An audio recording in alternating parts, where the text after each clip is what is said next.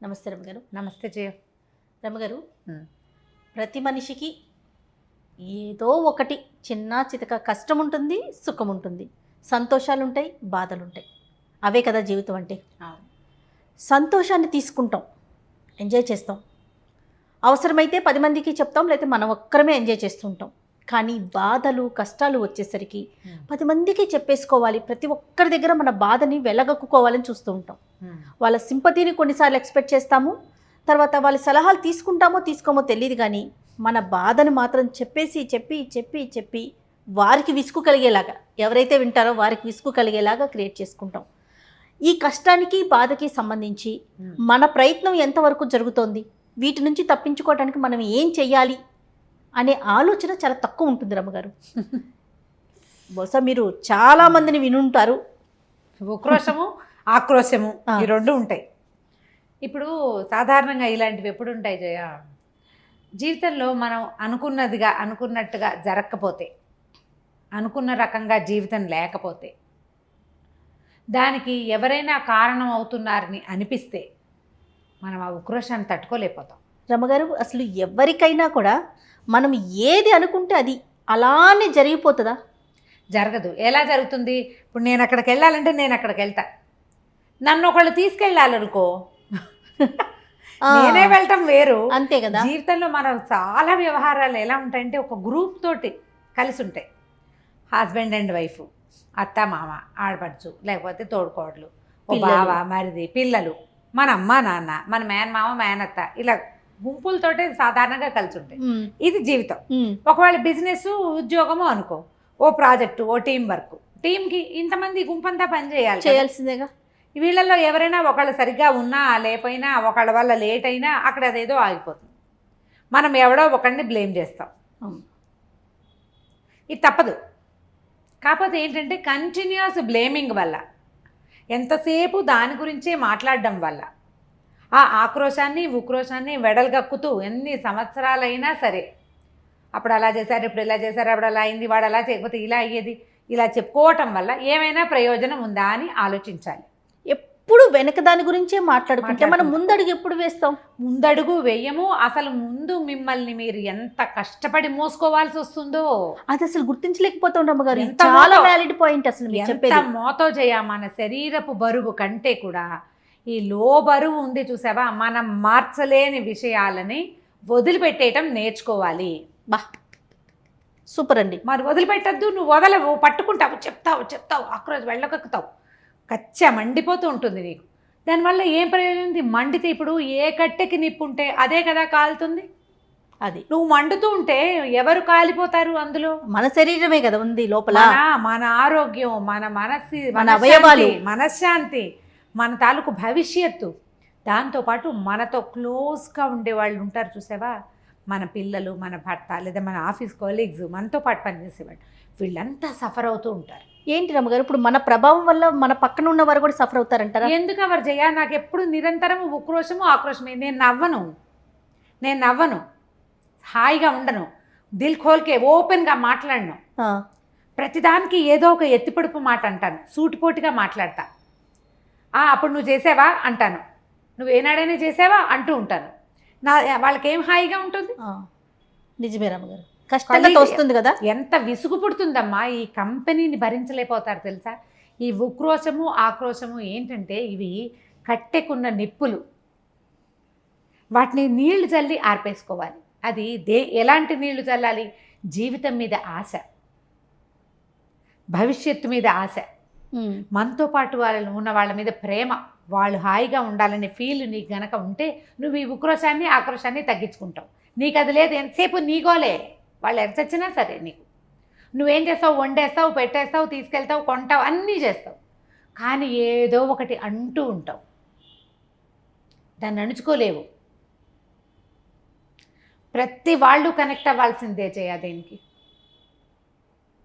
ఏదో చక్కగా బాగా చేసాం, నువ్వు పరిస్థితులు చూద్దాం, ఎలాంటి సిచ్యువేషన్స్ వస్తాయి జనరల్గా. ఒక ఫంక్షన్, అందరూ వచ్చారు, చాలా రోజులైంది కదా ఇలా కలుసుకుని అన్నారు ఎవరు. అవును, కొంతమంది అవును అన్నారు, సరదాగా ఆ మధ్య కలవలేదు, కుదరలేదు అన్నారు. ఒక ఆవిడ, ఈవిడికి ఎప్పుడూ మంటగా ఉంటుంది, నేను కూడా ఇలాగే పిలిచాను, మీరు ఎవరైనా మా ఇంటికి వచ్చారేమిటి, వీళ్ళింటికి ఈవిడ పిలిచింది కాబట్టి వచ్చారు కానీ అంటుంది.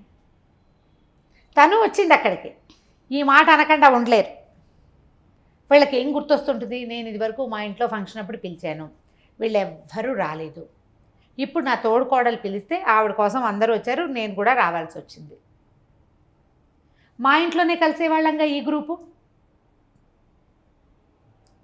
ఇప్పుడు నువ్వేం చేస్తావు, ఈ హ్యాపీగా ఉన్న దాన్ని నీ లోపల ఉక్రోషంతో స్పాయిల్ చేసి పారేస్తావు. కొంతమంది సంజయ్ చెప్తారు అప్పుడు కుదరలేదని, అదని ఇదని. నువ్వు బాగా పిలవలేదని చెప్తారు కొంతమంది.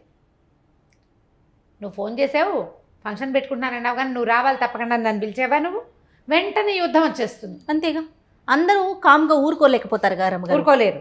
ఇదొకటి. వంట భార్య భర్త కబుర్లు చెప్పుకుంటావు, ఓ పక్క కూర్చుంటాం, ఓ చోట కూర్చుని అన్నాలు తింటుంటాం. ఈ కూర చాలా బాగుంది అనో, లేదా బాగుందని, బాగుందా అని అడిగి ఆయన బాగానే ఉంది అంటే, అదే మీ అమ్మకైతే ఎంత బాగుందో అమ్మ అని చెప్తావు, కానీ నాకు చెప్తావా నువ్వు? ఈ భార్య భర్త కూర్చుని కబుర్లు చెప్పుకుంటూ అన్నం తింటున్న సిచ్యువేషన్ చెడిపోయిందా? ఎంతసేపు ఇదే ధోరణి. దీనివల్ల నేను చెప్పాను కదా, కట్టెకున్న నిప్పు అది కాలుతూ ఉంటుంది, నువ్వు కాలిపోతూ ఉంటావు. జీవితం అశాశ్వతమైనది కాదు రమ్మగారు. ఇప్పుడు ఈ టైప్ ఆఫ్ క్యారెక్టర్ ఉన్న వాళ్ళు అలా అనేసారు, మీ అమ్మనైతే నువ్వు మెచ్చుకుంటావు, నన్ను మాత్రం సింపుల్ గా బాగుందన్నావు అని అంటారనుకోండి, అక్కడితో వదిలేస్తారంటారా? అబ్బే ఎలా అవుతుంది? ఇప్పుడు ఆయన వదిలేసేవాడు అనుకో, పోనీ బాగానే ఉంటుంది.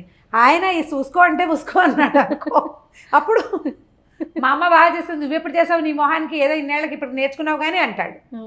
అనగానే నేను అప్పుడు అది పెట్టాను, అప్పుడు ఇలా చేశాను, నేను అలా చేశాను, నువ్వు నన్ను నడిపించుకున్నావు, మీ అందరూ అంతే, మీ నాన్న అంతే, మీ అమ్మ అంతే, మీ మామయ్య అంతే, వెళ్ళిపోతారు అక్కడికో. ప్రకాష్ అంటారు ఉసుకో అంటే డిస్కో అంటారు. అదే మీరంటే గుర్తొచ్చింది. అదే మాటలు నేర్చిన కుక్కని ఉసుకో అంటే ఉసుకో అంటుంది, అది కూడా అంటుంది డిస్కో. ప్రధానమైనది ఏంటంటే అంతటితో ఆ విషయాన్ని వదిలేస్తారా, మళ్ళీ ఇంకోటి ఏదో క్రియేట్ అవుతుంది. మనకి దీన్ని సజావుగా పోనివ్వాలన్న ఉద్దేశం ఉండదు, ఖర్చు తీర్చుకోవాలనిపిస్తుంది ప్రతిదానికి కూడా. నేను అనే దానికి విపరీతమైన ఇంపార్టెన్స్ ఇవ్వటం. ఏం పెద్ద సమస్యలు ఉండవు, ఏదో ఇంట్లో సూటిపోటు పాటలు, అత్తగారులతో పడవు, అదే ఇప్పుడు నిజంగా తీవ్రమైన సమస్యలు ఏంటో మనకి తెలియక కదా. అంతేగా రమ్మగారు, నిజం. చాలా తీవ్రమైన సమస్యలు, సంసారంలో ఇబ్బందులు, ఆర్థికపరమైన ఇబ్బందులు, మానసికమైనవి, కంపాటబిలిటీ అస్సలు లేక, ఆరోగ్య సమస్యలు, ఇవి పెద్ద సమస్యలు. అవి కాకుండా ఈ చిన్న పనులు, నువ్వు ఒకటంటే వాళ్ళు ఒకటని, వాళ్ళు ఏదో అని, నువ్వు ఒకటి ఫీల్ అయితే వాళ్ళు ఇంకోలాగా ఫీల్ అయ్యి అదేదో అర్థం చేసుకుని వాళ్ళు వీళ్ళు కలిసి పంచాయతీ పెట్టి, ఇవన్నీ ఏవో చిన్న చిన్న తగాదాలు అవుతూ ఉంటాయి. ఇవి ఎప్పటికీ మర్చిపోకుండా ఎంతసేపు వీటికి ఎక్కడి నుంచైనా సమాధానాన్ని ఎక్స్పెక్ట్ చేయొద్దు, ఇది మానేయండి. ఇప్పుడు మనం ఉన్న ప్రపంచం ఈ రోజున, ఇవాళది రోజు హాయిగా ఉండాలి, ఉంచుకోవాలి. రేపటికి హాయిగా ఉండాలంటే, రేపు మనం హాయిగా ఉండాలంటే ఈ రోజుని హాయిగా ఉంచాలి. మన వల్ల చుట్టూ ఉన్న వాతావరణం అంతా కలుషితం అయిపోతుంది అన్న ధోరణి మనం అలవర్చుకోవాలి. అంటే వాళ్ళందరూ బాధపడితే నేను నా బాధ లెక్కలేదా అంటావు నువ్వు. అదే కదా మన పాయింట్. అదే వస్తుంది. నీ బాధ లెక్క ఉంది, లెక్కెట్టావు 100 సార్లు అన్నావు, తీరుతుందా అది? ఎట్లా రమ్మగారు ఇప్పుడు ఈ టైప్ ఆఫ్ నేచర్ ఉన్న వాళ్ళు ఎలా మార్చుకోవాలి? నేను అదే చెప్తున్నా, తీరని వ్యవహారాలకి ఎందుకు బాధపడతాము? ఇప్పుడు నువ్వు 15 ఏళ్ల నుంచో 10 ఏళ్ల నుంచో నువ్వు మీ అత్తారింట్లో పడ్డావమ్మా, ఏదో చాలా బాధపడ్డావు, వాళ్ళు అలా ఉన్నారు, నిన్ను అన్నం పెట్టనివ్వరు, నీతో మాట్లాడనివ్వరు, నేను సరిగ్గా లెక్క పెట్టరు, బాగానే ఉంది, ఇంతే. ఇదే మన కథ.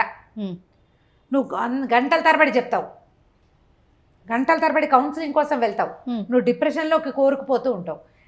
ఈ వీటి వల్ల ఏదైనా వెనకాల జరిగిపోయింది మాట్లాడ. నిన్నటి రోజున నువ్వు మార్చగలవా?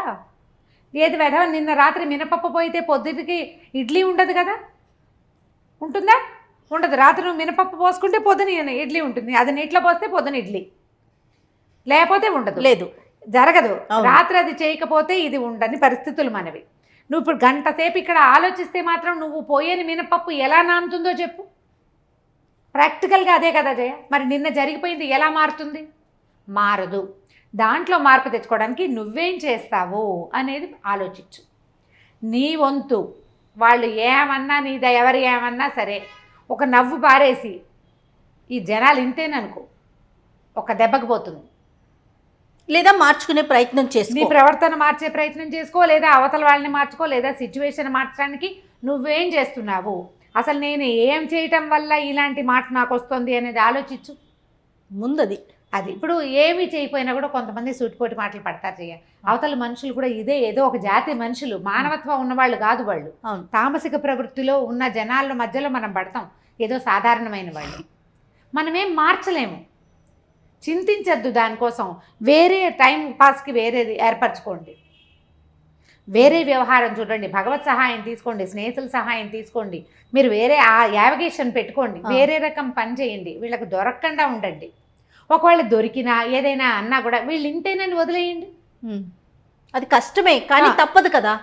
అంతేనా రమ్మగారు? అలవర్చుకోవాలి. నువ్వు మార్చుకున్నావా హాయిగా ఉంటావు. నువ్వు వాళ్ళు ఏమన్నా నువ్వు తిరగబడవు, ఏమీ చేయబోతే నోరు మూసుకుంటారు. ఎంతసేపు ఇట్లా అంటారు జయ, అవతల నుంచి పడితే కదా. అంతేగా. నువ్వు హైఫై వేస్తావు, ఇట్లా అంటావు, వాడు చేయెత్తడు 10 సార్లు అన్నాక నీకే అనిపిస్తుంది, మానుకుంటావు చచ్చినట్టు. వాళ్ళు కూడా అలాగే మానుతారు. కొంతకాలం సమయం తీసుకోవాలి. నాకే ఈ కష్టాలు వచ్చినాయి, నేనే ఎందుకు పడుతున్నాను, నాకే ఈ బాధలు ఎందుకు వచ్చినాయి అనుకోవటం, సెల్ఫ్ సెంటర్డ్గా నేను అనుకున్నదే జరగాలనుకోవటం, ఈ 2 జీవితంలో తగ్గించుకోవాలి. అవి తగ్గించుకుంటే మీకు కంప్లైంట్స్ ఉండవు. కంప్లైంట్స్ తగ్గిపోతాయి ఆటోమేటిక్గా. జనాల మీద కంప్లైంట్లు చేయటం తగ్గించుకోండి. ఆ కంప్లైంట్స్ అనే నిప్పుకి దొరక్కండి. మీరు కంప్లైంట్ చేసినా వాళ్ళు మారరు. సినిమాటిక్గా మార్చేసే అవకాశం ఎవరికీ దొరకదు. అది లేదు, మిరాక్లస్ రెమెడీస్ దొరకవు. స్వభావాలు వాళ్ళు ఎవరు మారు. నేను మాత్రం ఎందుకు మారాలంటే నీ కర్మానుభవానికి మనం చేయగలిగేది ఏం లేదు. మనం చెప్పే విషయం అయితే అది డిసైడ్ సర్దుకో. ఎగ్జాక్ట్లీ ఇదే క్వశ్చన్ వస్తుంది రమ్మగారు. వాళ్ళు ఎవ్వరూ మారనప్పుడు, నన్ను అన్ని మాటలు అంటున్నప్పుడు, వాళ్ళు అలానే ఉన్నప్పుడు నేను ఎందుకు మార్చుకోవాలి అనే తాటే వస్తుంది తప్ప, ఇప్పుడు నేను మారితే నా వాతావరణం, నేను నా ఆరోగ్యం బాగుంటాము అనే ఆలోచన ఉంటే ఇప్పుడు సఫర్ అయ్యేది ఎవరు? మనమే కదా. ఇప్పుడు ఏ కట్టె కాలుతుంది దాని మీద నీళ్ళు చల్లుతారా, మిగిలిన వాటి మీద చల్లుతామా? కాలేదాని మీద. వెరీ సింపుల్ గా నువ్వు కాలేదాని మీద నీళ్ళు చల్లడం తెలుసుకో. ప్రధానమైంది ఈ ఎంతసేపు ఇవన్నీ ఆలోచించద్దు. వేరే యావిగేషన్స్ పెట్టుకోండి. ఓల్డ్ రకాల పనులు ఉన్నాయి, కొత్తవి నేర్చుకోండి, కొత్తవి చదవండి, ఎక్కడికైనా వెళ్ళండి, శుభ్రంగా నడవండి, కాస్త ఎక్సర్సైజ్ చేయండి. వేరే పనులు, ఒకవేళ మీకు పనులు రాకపోతే చక్కగా పని చేయటం నేర్చుకోండి. దానివల్లే మీరు ఇబ్బంది పడుతున్నారనుకో, చక్కగా పని చేయటం నేర్చుకోండి, దానికి ఎవరిదైనా సహాయం తీసుకోండి. ఈ కంప్లైంట్ ఉండదు కదా. ఒకటే మార్పు తెచ్చుకోవటం, మార్పు వాళ్ళల్లో మార్పు వచ్చే విధంగా మనం ప్రవర్తించాలి, లేదా వదిలేయటం. అంతే. ఈ 2 మార్గాలు. అంతే తప్ప దాన్ని ఆలోచించి మీరు అన్నట్లుగా కాలిపోవద్దు. చెప్పుకొని అదే కాలిపోవద్దు. హాయిగా ఉండండి. మీతో ఉన్న వాళ్ళని, మీ క్లోజ్ రిలేటివ్స్ ఇంకా ఉంటారు. ఈ సూటిపోటు మాటల వాళ్ళు కాకుండా మీ సొంత పిల్లలు, సొంతంగా మీకు మీరు లేరు మరి. మనకి మనం ఉన్నాం కదా, మనకి మనం హాయిగా ఉండటానికైనా ఈ గోళాలు తగ్గించుకోవాలి. ఈ ఆక్రోశాలతోటే నీకు హాయిగా ఉందనుకో, అలా కాలుతూ ఉండటమే నీకు హాయిగా ఉంటే నువ్వు అలా ఒంటరి కట్టెగానే ఉండిపోతావు. నీకు ఎప్పుడు కంప్లైంట్లే. నీ పిల్లలు కూడా నీతో హాయిగా ఉంటారు. వాళ్ళు ఉన్న నాళ్ళు ఉంటారు, అవకాశం దొరికితే పారిపోతారు వాళ్ళు కూడా. అవునవును. మా అమ్మ ఎప్పుడు ఇంతేనండి, వాళ్ళు పారిపోతారు. అట్లా జనాలు పారిపోయే ప్రవర్తన పెట్టుకోకండి అమ్మా. సాధ్యమైనంత స్థిమితంగా ఉండడానికి ప్రయత్నం చేయండి. Super. Thank you so much రమ్మగారు. నమస్తే జయ.